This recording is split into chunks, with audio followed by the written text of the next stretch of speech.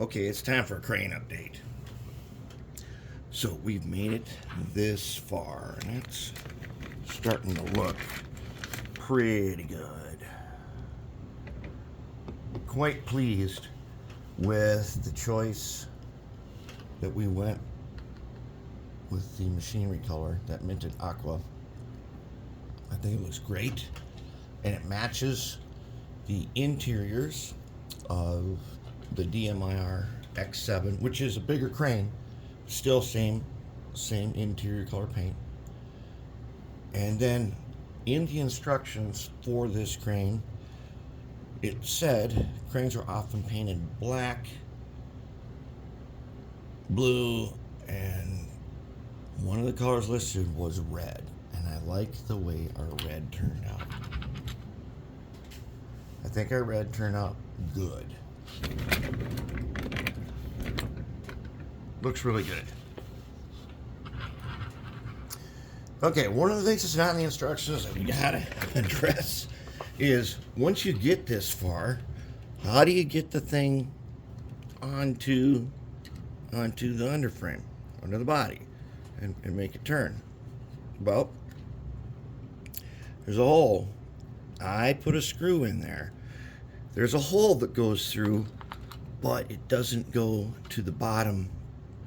There's a square socket and there's a square bolt head that fits in that socket, but the bolt head that's on the cab doesn't have a hole in it.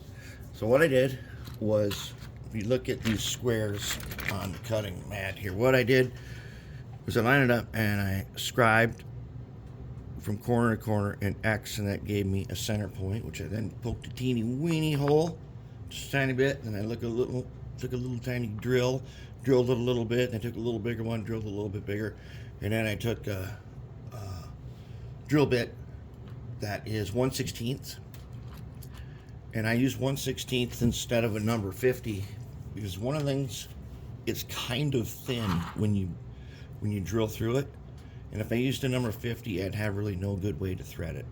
So I used the 1/16, and then I used my tap, and I threaded a hole for a 256 screw, which works just perfect. And that's where we're at. So then, other thing that happened was I broke the little hook.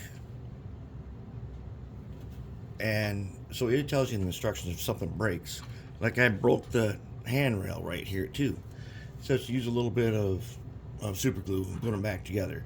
Well, if you break the hook, the tiny little plastic, they're basically plastic threads that look like cable, you're not going to be super gluing those back on. They're so fine that there's no strength to them. So I found another little hook, and this one's like a lead sinker or something, and I made do with it and got it on there. And this time I drilled the tiny hole through the end, all the way through the end, so I could use a piece of wire as a shaft. And then I took a tiny piece of, as you can still see, it's still wet, little plastic pipe, and I could put the hook on there, attach it to that, because these hooks do not raise or lower. They just have to hang there. And now they do. They look pretty good. And so I'm starting to come up with the story for the crane. And because I'm going to enter a wrecking train, and I'm going to use two of these, if I can do this without spilling the box. These two guys are going to be part of this particular train. Liberty Locomotive. It's Funero and Carmelingo. Okay, and that's going to be a build. Their resin kit. And we're going to put those together. So we're going to have two flat cars, because according to the operating rules that I got several different copies of operating rules, you need flat cars to provide braking power. So when the crane moves, you got something that also gives you extra brakes, because cranes are heavy. Then we're going to do the Funero and Carmelingo Virginian Battleship Gondola, which is a big old gondola and known for being very, very tough. It can take a real beating, but it has Buckeye trucks. So our story is going to be, we're making up a story of a bad wreck that takes place at the coal docks in Norfolk, Virginia. Here's the 1921 map. We're going to say that we are going to be in the year about 1920 when this takes place. And these tracks are still here. You look on Google Earth, right out about right there. Right there is where they unload coal. And the cars go up and they dump them. And we're going to, hypothetically, a string of empties coming down tips over and blocks the coal dumping track. And there are ships called colliers that are waiting in 1920 to be filled up, and they got to meet their deadline. So it's kind of an emergency. And then we'll talk a little bit about how during World War I, the Virginian Railway, which is our battleship gondola, their yard is up here at Sewell's Point. Sewell's Point has a Virginian yard, and Norfolk and Western has this big one down here. So to clear the tracks so they could get back to loading colliers, they're going to call in every crane they can find all over the place. It's a big emergency, and Norfolk and Western and Virginia were under the same wartime leadership, so they're super close to each other at railroads.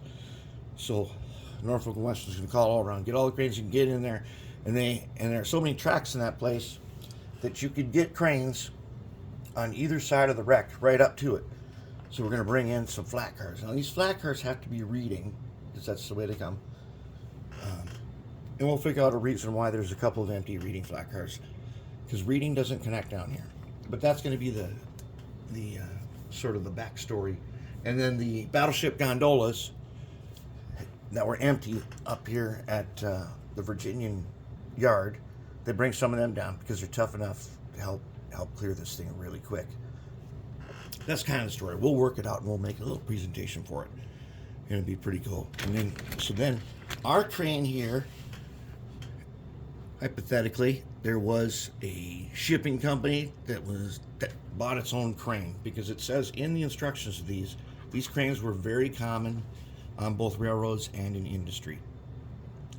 And so roll out our crew. We'll pair them up with gondola and some flat cars, and as they get full, we'll switch them out. And that's our story. And we're sticking to it. Now, last things I have to do, still got to put on the ladders. Then I got to go around and check for any details that have not been painted, or some of the handrail grab irons, they need to be painted again. And that's where we're at. This Tichy crane is kind of fun, but I'll tell you what, some of these tiny pieces are very frustrating, and there's a reason why there are two sets of them in the kit, because sometimes you just need them.